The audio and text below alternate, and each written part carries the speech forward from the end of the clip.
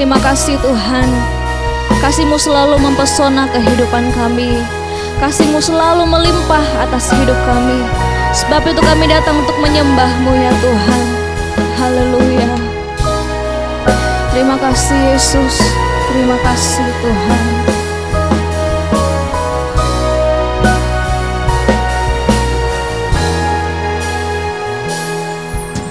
Tuhan, kasih-Mu sungguhlah mempesona diriku.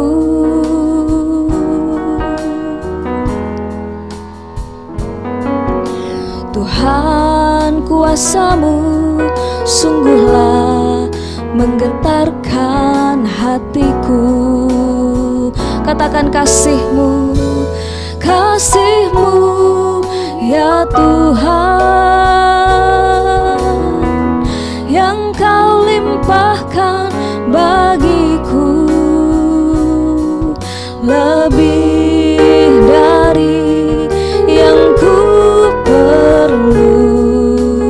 Kau sediakan bagiku. Ku sembah, ku sembah Kau Tuhan sepanjang umur hidupku, sepanjang umur, sepanjang umur hidupku. Haleluya. Tuhan, kasih-Mu sungguhlah mempesona diriku.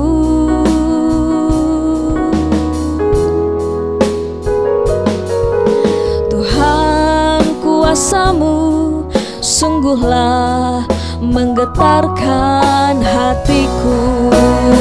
Mari katakan, kasih-Mu ya Tuhan, yang Kau limpahkan bagiku, lebih dari yang ku perlu. Kau sediakan bagiku.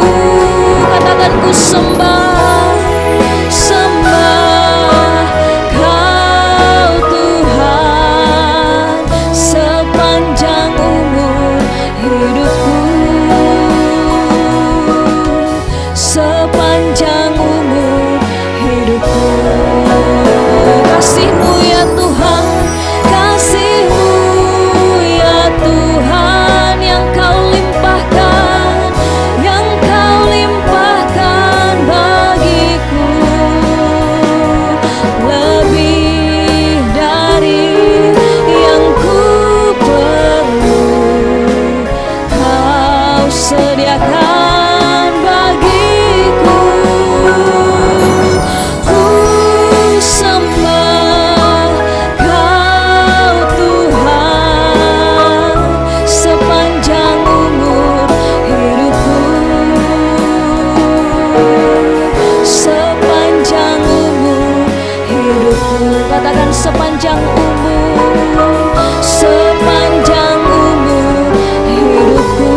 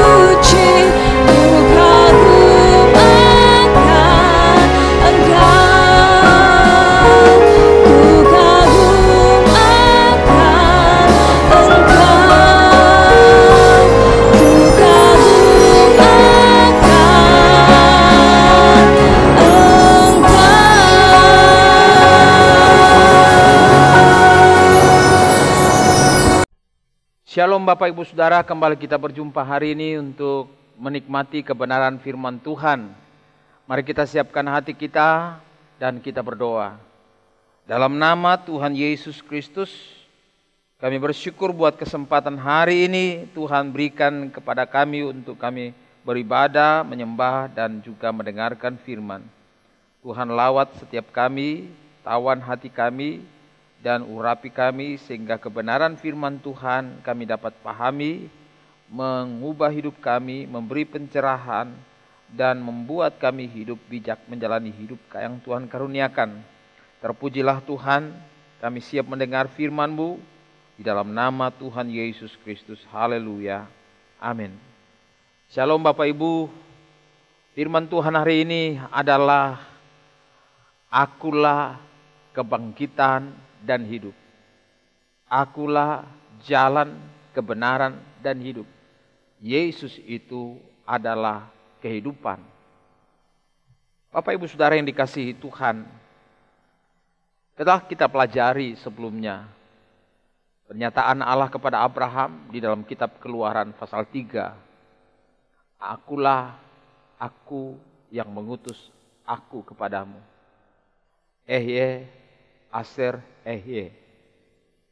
Ketika Tuhan berbicara tentang akulah, Dia berbicara tentang siapa sumber, siapa muara, siapa segalanya. Dia adalah Allah Abraham, Allah Ishak, Allah Yakub yang saudara kenal di dalam Kristus Yesus yang menjadi Tuhan dan Juru Selamat kita. Itu diungkapkan ketika Yesus berkata dalam Injil Yohanes pasal 14 ayat 6, Akulah jalan dan kebenaran dan hidup. Tidak ada seorang pun dapat datang kepada Bapa kecuali melalui aku. Jadi ketika Tuhan berbicara akulah, itu berarti bahwa tidak ada yang lain. Ketika dalam perjanjian lama,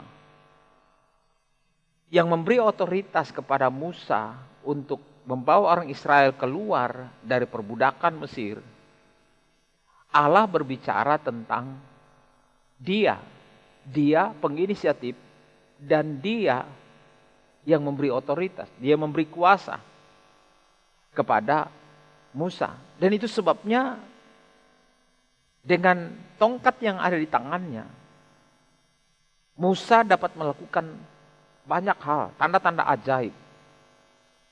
Dan dengan kuasa itu, ia membawa orang Israel keluar dari tanah Mesir dengan berbagai mujizat, mulai dari awal dengan tulah, dengan membawa mereka keluar melewati laut yang dalam tetapi terbelah dua, dan seterusnya sampai di perbatasan di Kades Barnea. Bapak Ibu Saudara, jadi ketika Allah berbicara Aser Ehye, Dia berbicara juga dalam perjanjian baru ketika Yesus berkata, akulah Dia, akulah jalan itu, akulah yang membawa kamu keluar dari tanah perjanjian. Ketika Yesus berbicara kepada orang-orang Yahudi, sebelum Abraham ada, aku telah ada. Dia berbicara tentang dirinya yang ada sebelum dunia ini dijadikan dan bahwa Dia adalah sumber. Nah, Dia juga berbicara di dalam Injil Yohanes 11, akulah kebangkitan dan hidup. Barang siapa percaya kepadaku, ia tidak akan mati, tetapi akan peroleh hidup yang kekal dalam dirinya. Nah Bapak Ibu Saudara yang dikasihi Tuhan, kenapa Allah menyatakan diri sebagai hidup? Karena di hadapannya semua orang telah menerima warisan Adam, yaitu kematian kekal. Kematian yang dimaksud adalah terputusnya hubungan Allah dengan manusia, di mana Allah kehilangan hubungan dengan manusia. Manusia kehilangan damai sejahtera dengan Allah, dan itu sebabnya manusia harus diusir dari Taman Firdaus. Roh manusia di hadapan Allah terputus. Roh manusia menjadi roh milik manusia yang tidak terhubung lagi kepada kekekalan tidak terhubung lagi kepada kemuliaan, tidak terhubung lagi kepada kehidupan yang bernilai, yang berarti sepetah segambar dengan Allah. Kenapa? Karena kuasa dosa yang diwariskan oleh Adam kepada keturunannya, termasuk kepada saudara dan saya. Nah, ketika semua orang telah terpisah dari Allah, Roma pasal 6 ayat 23 dan pasal 3 ayat 23 menyatakan bahwa semua orang telah berbuat dosa dan telah kehilangan kemuliaan Allah. Dan itu sebabnya upahnya adalah maut. Kitab Pengkhotbah juga mengajarkan begini. Dalam Pengkhotbah 3, 19 dan 20, nasib manusia itu adalah sama seperti binatang. Kenapa? Karena manusia sudah terputus dengan Allah. Roh manusia menjadi roh yang terhilang dari hadapan Allah. Dan itu sebabnya orientasi kehidupan manusia, roh manusia adalah seperti binatang. Binatang itu mati dan menjadi debu. Begitu juga dengan manusia, mati dan menjadi debu. Tapi ada roh manusia yang sudah terputus dengan Allah, itu tidak bisa binasa. Dia akan kembali kepada Allah untuk dihakimi dan kemudian masuk dalam kekekalan, terpisah kekal selama-lamanya dengan Allah. Artinya mereka, roh manusia ini akan berada di dalam kekekalan bersama iblis di neraka. Nah, bagaimana caranya manusia dilepaskan dari kehidupan seperti ini? Kehidupan yang kekal dalam api neraka, terputus dengan Allah dalam kekekalan. Tidak ada cara lain kecuali Yesus Kristus menjadi jawabannya. Ya, Yesus Kristus datang sebagai bentuk wujud anugerah Allah kepada manusia supaya setiap orang diberi pengharapan baru lewat kelahiran baru. Jadi setiap orang yang mendapat warisan dosa, warisan kematian, warisan kutuk di dalam dirinya dapat dipulihkan. Kapan itu terjadi? Itu terjadi hanya ketika manusia masih hidup di dunia. Kalau sudah mati tidak ada harapan lagi. Kesempatan untuk menerima anugerah keselamatan itu hanya ada pada waktu manusia masih hidup. Berada di dalam tubuh jasmaninya, tubuh raganya. Tapi saudara yang dikasihi Tuhan, mari kita mempelajari ketika Allah melihat keadaan manusia tidak ada cara lain, tidak ada jalan lain untuk menyelamatkan, maka datanglah Yesus dalam rupa manusia dan memberi pengharapan kepada setiap orang. Dalam Yohanes 3 ayat 16 dikatakan, barang siapa percaya kepadaku, ia tidak akan binasa, tapi beroleh hidup yang kekal. Ketika manusia dipindahkan dari kehidupan maut kepada kehidupan kekal, dari gelap kepada terang, dari kutuk kepada berkat, maka itulah saat di mana manusia dilepaskan dari kesia-siaan hidup. Kalau dulunya orientasi hidup manusia adalah debu, seperti binatang, mati jadi debu. Manusia pun juga, sehebat apapun pencapaiannya, sehebat apapun kekayaannya, segagah apapun, secantik apapun, saudara, semuanya akan kembali kepada debu.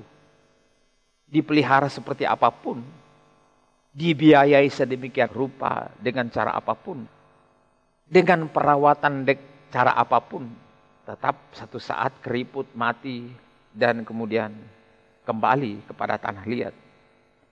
Ibrani 1 ayat 11 dan 12 mengatakan semua itu akan lenyap dan menjadi tua seperti pakaian. Menjadi tua, layu, lalu mati. Itulah nasib manusia. Tetapi Tuhan tidak berubah. Nah, Tuhan mau bawa kita kepada unsur kehidupan ini. Tidak ada cara lain untuk membawa kita kembali kepada kehidupan yang seperti yang dirancang Allah sejak semula, kecuali di dalam Kristus Yesus. Ayat 12 dari kitab Ibrani 1 katakan, alam semesta ini akan kau lipat seperti baju.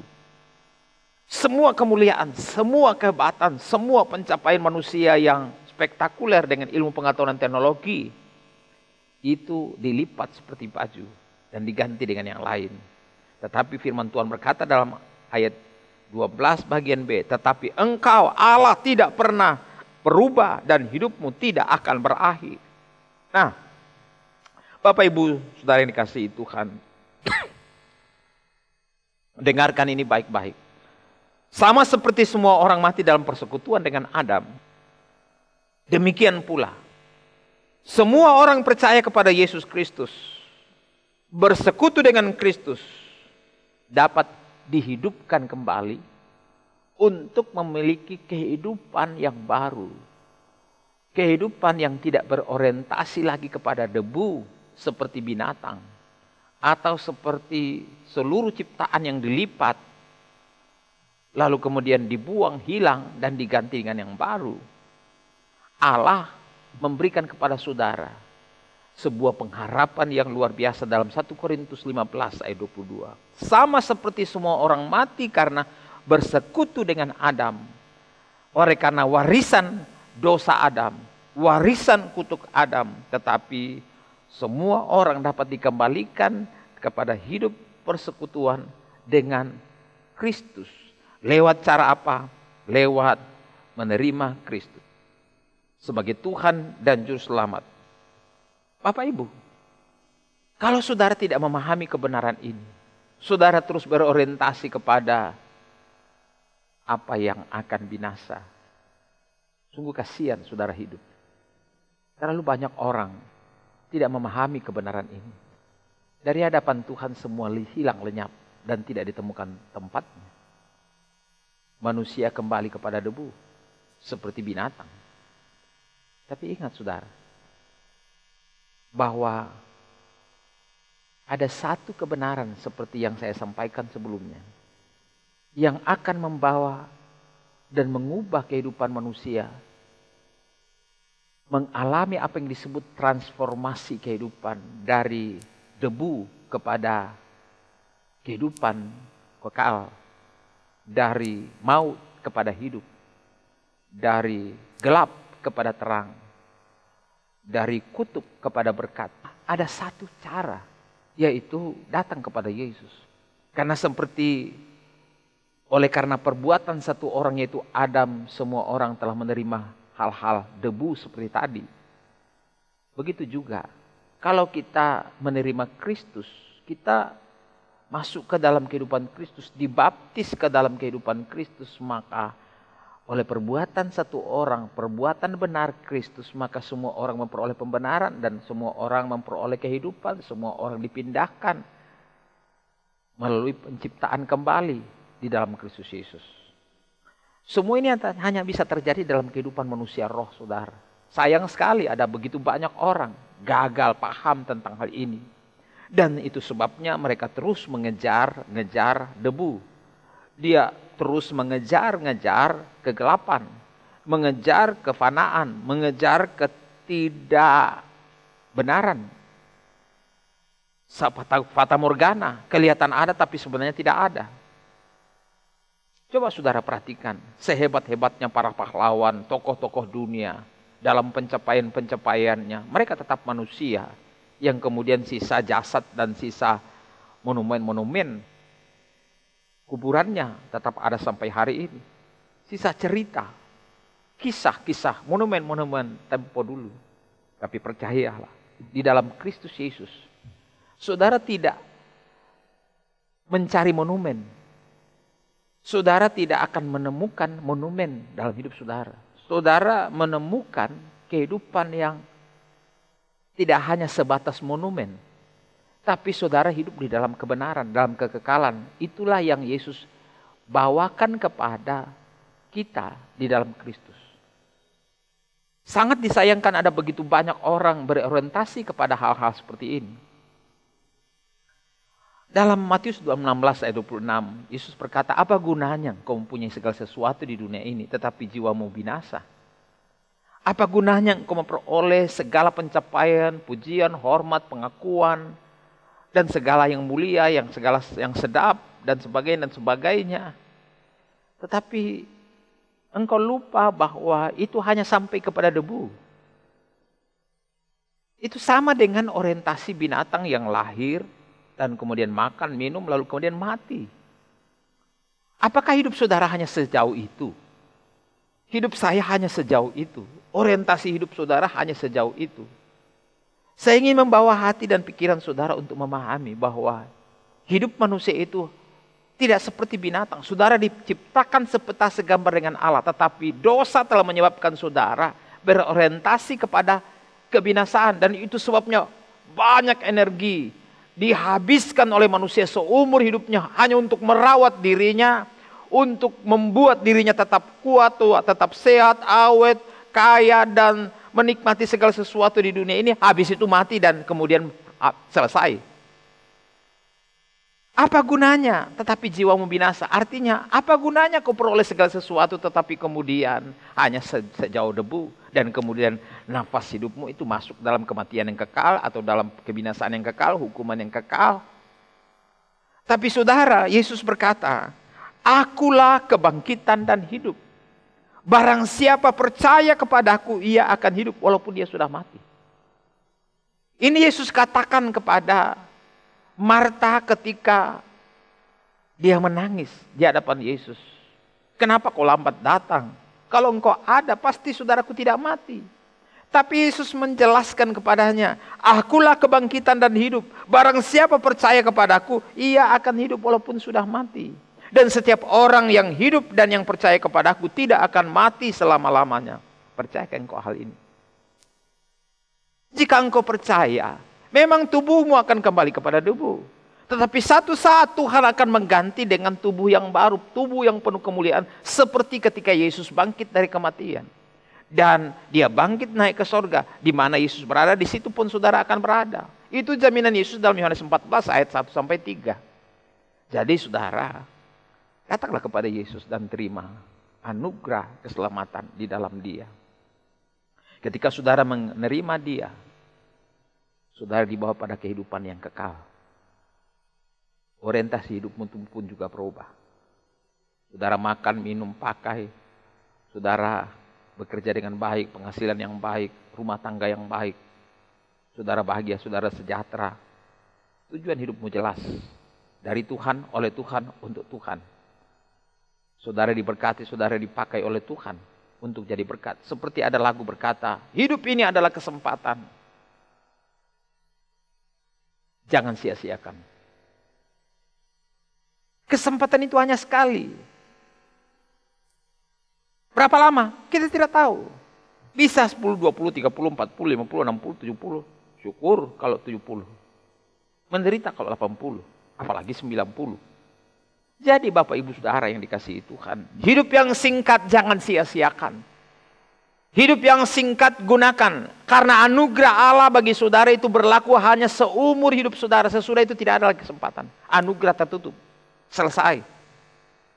Saudara tidak punya kesempatan untuk bertobat. Seperti kisah bagaimana Yesus menceritakan tentang Lazarus dan orang kaya. Orang kaya itu bertobat di alam sana. Tetapi Tuhan berkata tidak ada lagi kesempatan. Kesempatan itu ada pada waktu engkau masih hidup. Setelah engkau mati tidak ada lagi kesempatan untuk bertobat. Tidak ada kesempatan untuk berpindah dari neraka kepada sorga. Dari kematian kepada kehidupan kekal. Dari kutuk kepada berkat. Tidak bisa ada perpindahan.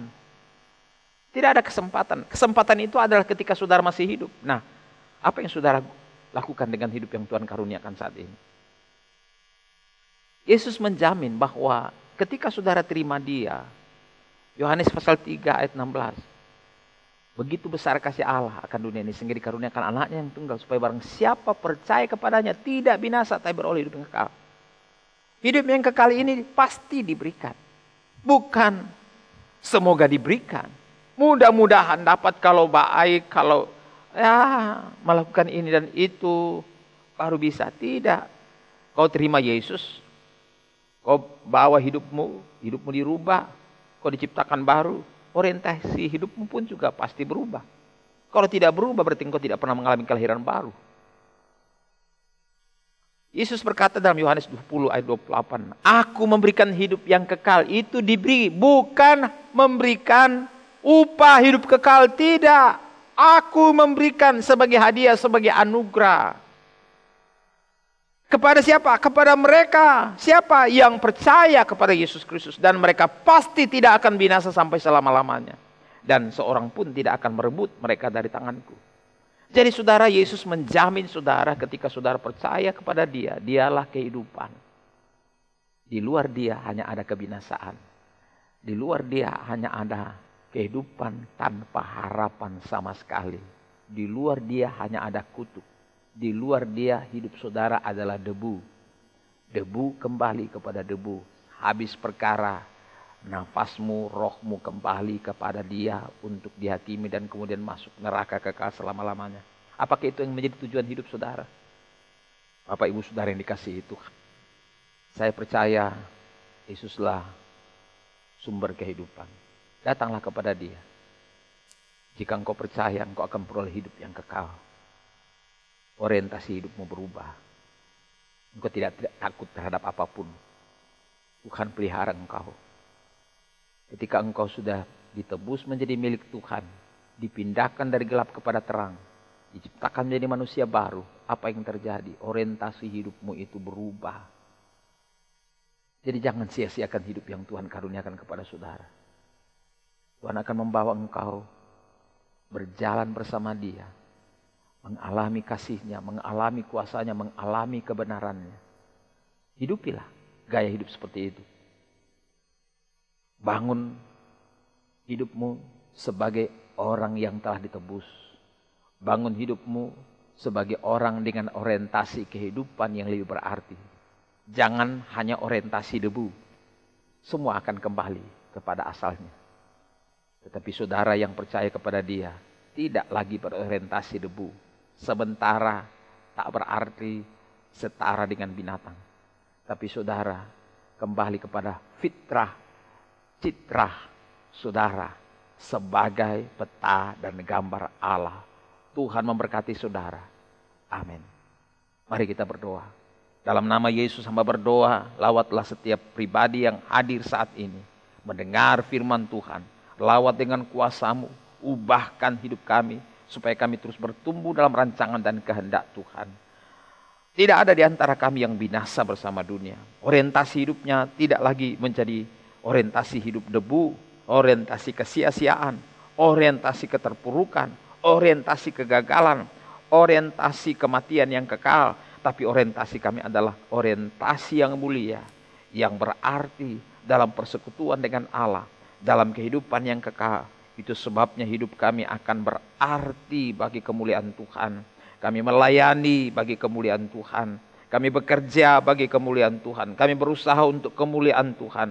Kami berumah tangga untuk kemuliaan Tuhan. Hidup kami ada dari Tuhan, oleh Tuhan, untuk kemuliaan Tuhan. Terpujilah Tuhan. Tuhanlah sumber kehidupan kami. Hanya dengan cara ini, hanya dengan proses seperti ini, kami dapat menikmati hari-hari hidup kami. Kami mencari Tuhan dengan segenap hati, mengutamakan kerajaan Allah dan kebenarannya. Pasti Tuhan menyediakan segala yang terbaik bagi kami tepat pada waktunya. Terima kasih Tuhan, lawat setiap kami yang mendengar firman-Mu saat ini. Dalam nama Tuhan Yesus Kristus, ubahkan orientasi hidup kami dari gelap kepada terang, dari debu kepada kehidupan yang kekal, dari kutuk kepada berkat, dari hidup yang sia-sia kepada kehidupan yang berarti. Terpujilah Tuhan, dalam nama Yesus hamba percaya terjadi. Haleluya. Amin. Tuhan memberkati saudara.